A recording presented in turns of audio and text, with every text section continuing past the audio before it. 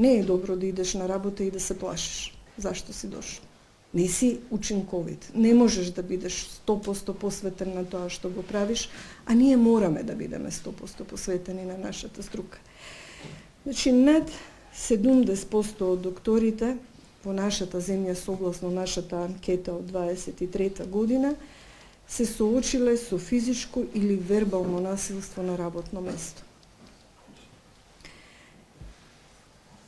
70% од докторите, анонимна анкета, пријавиле дека биле изложени на некаков вид на насилство, од нив 80% биле изложени на вербално насилство, додека 6,8% доживеале физичко насилство.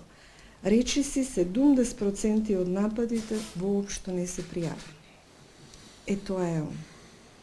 Ние не можеме да бидеме доволно гласни, впрочем, како и вие што не можете да бидете доволно гласни, ако не го кажеме тоа. Ние уште понатаму ќе се залагаме за зајакнување на правата и заштитата на лекарите, воведување на побрзи судски постапки, а кога се работи за медицински лица, а кои што биле имале некој физички напад или некој тип на закана. Исто така воведување на паник копче за лекарите и за медицинските сестри, се со цел за да може да се пријави во реално време.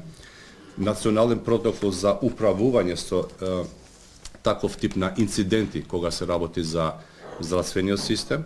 Исто така национална кампања за почитување на здравствените работници и обуки за управување со ваков тип на конфликти кога се работи за стручните лица во здравствениот систем.